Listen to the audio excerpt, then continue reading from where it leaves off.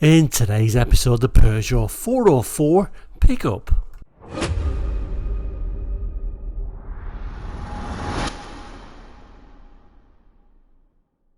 Hello and welcome to Quarterlight, your car brochure channel here on YouTube, where we look at car brochures from around the world for the 60s, 70s, 80s and 1990s, and even go beyond those years as well, sometimes down to the 50s we've been known to. Anyway, mustn't waffle. Today we're going on about the Peugeot 404 pickup truck. A little bit unusual, and this amazingly is from the UK. We've got a UK dealer stamp on there as well. So without further ado, let's throw that on the board. Okay, so here it is, the Peugeot 404. A little bit of a number down here telling me it's 1971, this little brochure. Also telling me it's not the saloon. Well, obviously it's not the saloon from the picture there. It's the Light Lorry. Telling us it's got a payload of £2240. Economy and strength for all types of rapid transports of medium loads. Of course, we all know the Peugeot 404, designed by Pininfarina, looking very much like our British saloon cars of the time. Austin, Cambridge, Morris, Oxford, etc. with the fins on the back. Well, there we go, Pininfarina front end designed Light Lorry, we could say. So this is from 71. It is a UK brochure, but really these things were sold worldwide. I'm sure you'll be able to still see a few running around in Africa, no doubt. And in fact, they actually manufacture these in some countries really late. I think even into the 90s, amazingly enough. Because even in 1971, it's looking like a pretty old-fashioned design, isn't it? And we all remember Peugeot pickups well into the 80s. You know, farmers used to love them, and I think they were pretty good trucks, and I'm sure this was a pretty good workhorse. Let's just zoom in on the images. So yeah, an interesting little rear window design, aren't they, with them two round windows, and this almost like a crate that's just been plopped onto the vehicle. Very unusual looks. And then we then get this version with this sort of canopy on there. I'm sure a very useful image. Incidentally, if you can hear any noise in the background today, there's a lot going on, so I do apologise for that. But anyway, like I say, Peugeot 404 at the front end, and really, there's not too much wrong about that. I always loved, Pininfarina design. I think Pininfarina may well have been one of my favourite designers because I loved the Morris Oxford. The Morris Oxford really is the car that got me into cars to begin with. It was the first car I remember. It was the first car I remember my dad owning. And, of course, it had quarter lights on it, which, of course, is named after the channel today. No quarter lights, though, on the Peugeot 404. It was... the Peugeot 404 seemed a little bit more, a better overall car than the Cambridges and Oxfords, actually. Moving down to the rear, unusual, very utilitarian rear end, isn't it? And of course, leaf springs on there as well. But of course, that is what you expect. Unusual little, it's actually, I'm calling it a brochure. It isn't really a brochure, it's just a two-sided sheet, really. And you think, I wonder how this actually survived. There must have been obviously millions of these little leaflets that got sent out, and a few of them survived it. But it is a very unusual thing. Very short episode today, of course, because it is just a two-sided sheet. So when I flip the paperwork on the other side, we get a couple of nice images there. The specifications telling us petrol or diesel, and then a dealer stamp. So a little bit of a zoom in on this sort of black and white image, showing us how utilitarian and how stripped out these cars really were. If you notice on the door card, it just looks like a little bit of a strap to pull the door closed. So really as basic and as stripped out as they could possibly make them.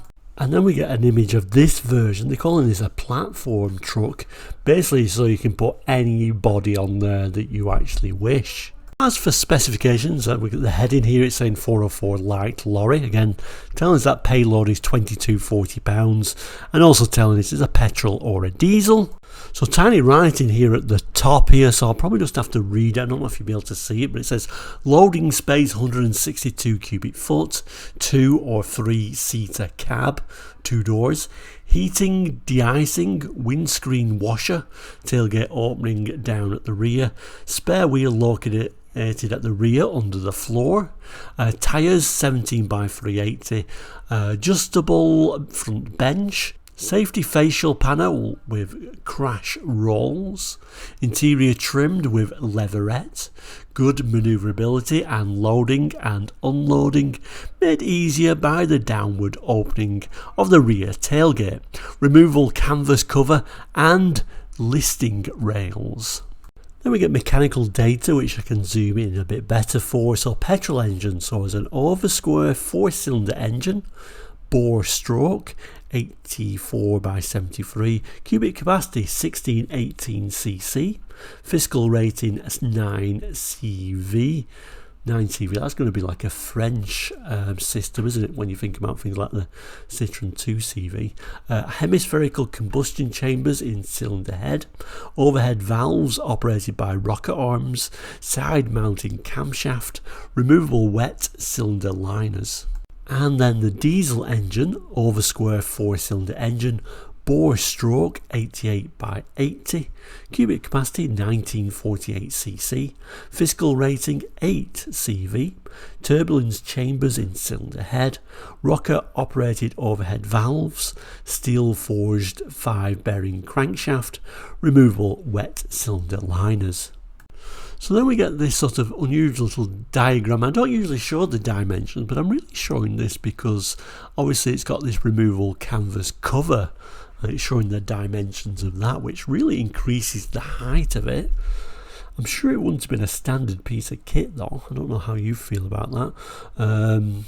But yeah, that's a little bit of an unusual one. And then if I move the camera down, it shows, you know, the other dimensions as well.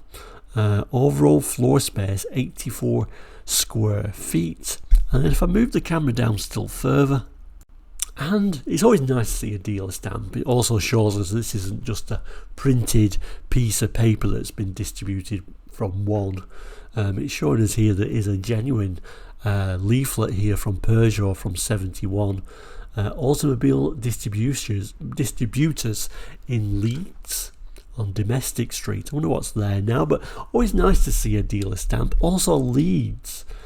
I mean, it's pretty early to see Peugeots in Leeds, isn't it? I wonder how many of these were actually sold, and maybe try and think about what was the British alternative to this.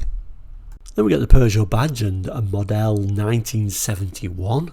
And the small print descriptions and specifications are only given for your information and are subject to alteration without prior notice.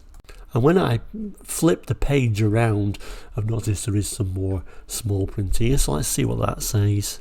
Well, it's actually in French, so I'm not going to read it to you because I don't want to make a complete fool of myself. And then the English side of that tells us it's printed in France, which makes sense. PP 190, 770, so telling us that it's actually been printed in July 1970, and then GB telling us it is for the GB market.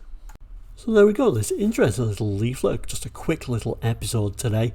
We really should look at the Peugeot 404 in more detail, shouldn't we, in a brochure? I do think they're very interesting cars, even though they don't have the quarterlight on there. But thank you so much for watching today. Any memories of Peugeot trucks in general, we'll say, just in the comments, because very unlikely anyone really remembers driving one of these around. But thank you so much for watching today.